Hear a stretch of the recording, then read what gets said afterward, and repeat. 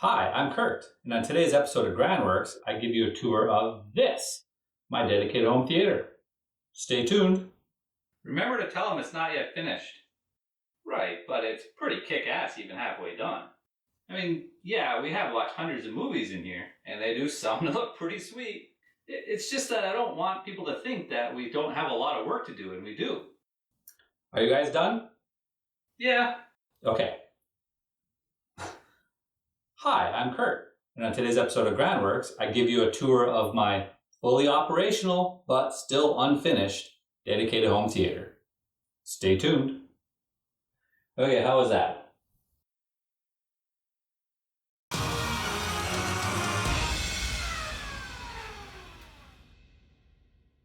Let's start with the basics. This is a dedicated home theater which exists solely to watch movies and shows in. It is not a dual-use room at all. It is 285 square feet with a width of roughly 13 feet and a length of roughly 21 feet plus 8-foot ceiling. The projector is a Panasonic PT-AE8000U. I got it on clearance when Panasonic left the projector market. It's HD, relatively quiet, and has fully automatic lens memory. There's a huge bang for the buck with this projector. The screen is 10 foot wide by 5 foot 8 inches high for a 16:9 ratio. I have strong opinions on 16:9 versus Cinescope or 2.4:1 screens. So no, it's not random that I picked that ratio. It's an acoustically transparent screen, so the primary speakers are behind it. I currently have a 5.1.2 Atmos configuration with my speakers. My main speakers behind the screen are MKII 750 Mark II THX Select LCRs. Yeah, that's a mouthful. The subwoofer is an MKII V75 Mark II. And then it's finished off with 4 SpeakerCraft CRS6 One in-ceiling speakers. The front 2 are configured as Atmos surrounds, and the back 2 take the role of left and right surrounds for now. This is all temporary, since I'll be creating a full 7.2.4 setup with all DIY speakers at some point. The heart of all this is a Denon AVR X6200W AVR.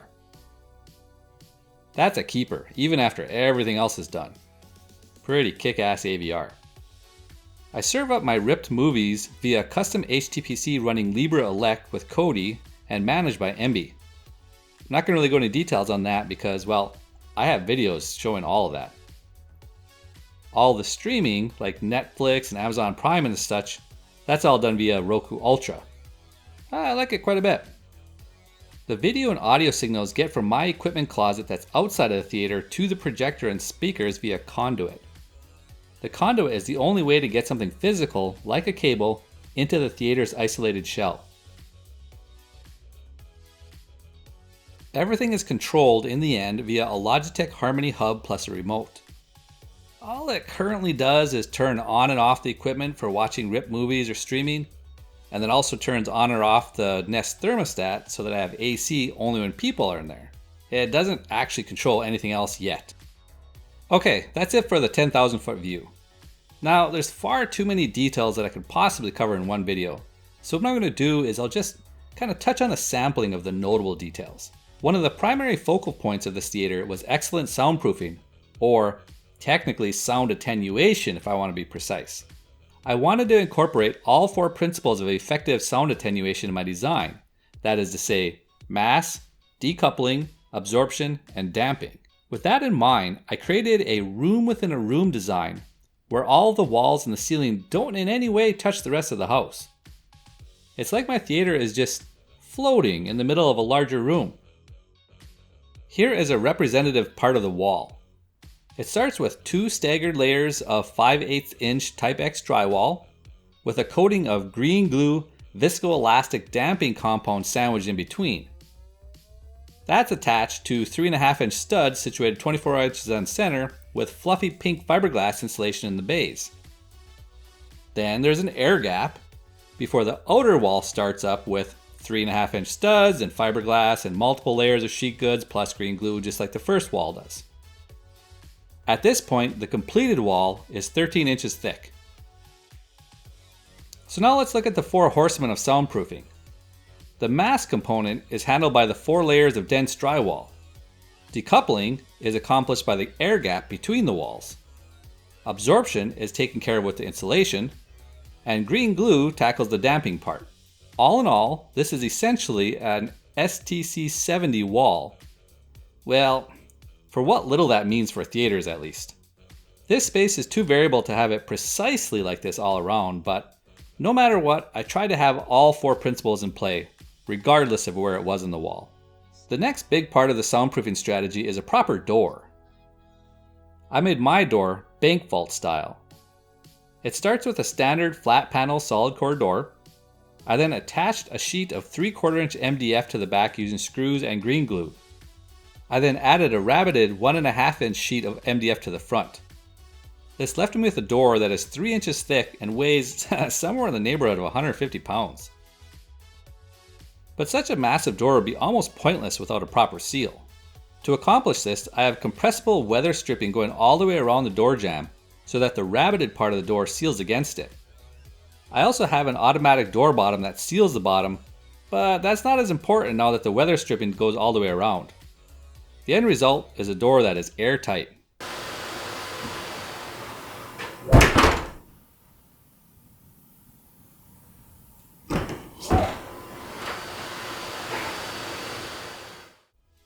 My requirements for my screen was that it needed to be acoustically transparent, huge, and inexpensive. And yeah, bonus points were awarded for the ability to make it myself. I fulfilled all the requirements by making the screen entirely DIY style using a couple layers of Spandex. Yes, seriously, Spandex. Spandex is remarkably acoustically transparent, yet its ability to stretch also makes it a very smooth surface, almost ideal for HD movies. It doesn't have a lot of gain, so it might not cut it for rooms with a lot of ambient light, and it might not handle 4K very well too, but well, my theater is strictly light controlled and I don't have a 4K projector anyway. So yeah, I'll cross that bridge when I get to it. All in all, I'm completely happy with my Spandex screen. Now let's look at the stage. And really that's all it's there for. The stage serves no practical purpose at all in my theater, it's just there for aesthetics. It is, however, filled to the brim with sand. I did this to test the widely held assertion that a sand-filled stage does wonders to control spurious vibrations from Subwoofer on it. But, curiously, my test showed nothing of the sort. Okay, I put a link in the description on the entire forum thread where I explored this issue in depth. The riser now does serve multiple practical purposes.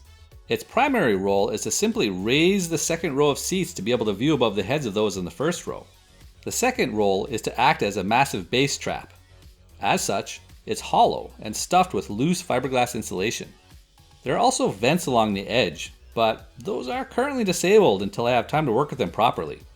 Yeah, there'll be a video about that in the future too. That's about it for the details that it's worth talking about for right now. Instead, I want to talk about what still remains to be done. And honestly, still quite a bit. Alright. I need to create a proper equipment closet, create a secondary theater capable barn door for the outside to seal it, finish all the electrical wiring, then automate everything. I need to remake the projector wall. I need to create proper window plugs, create various HVAC and similar vents, and I guess a plethora of other little minor things. But then there's the 2 very large tasks that remain. The first is to replace the speakers. Now, the speakers that I have right now aren't bad. In fact, in a smaller theater or one that was less DIY intensive, they'd probably be fine. But I really want to build my own. I don't yet know the details of what I'm going to make, but I'm going to make all of them.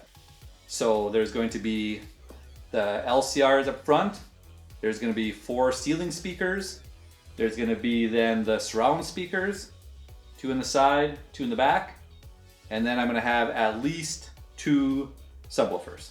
Again, I'm not sure if I'm going to design them from scratch or if I'm going to actually use an existing plan. We'll see what happens.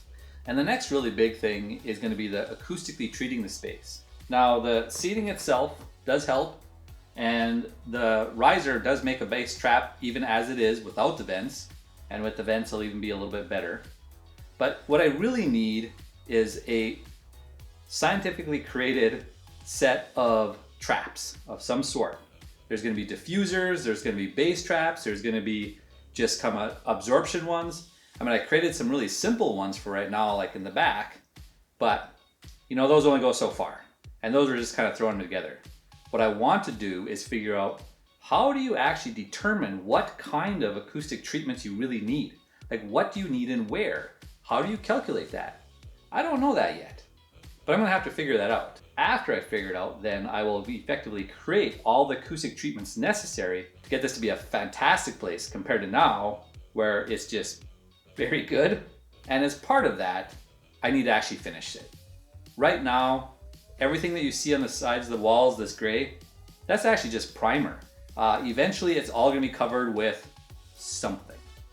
Since I'm doing Granworks, yep, that's all gonna be on video too.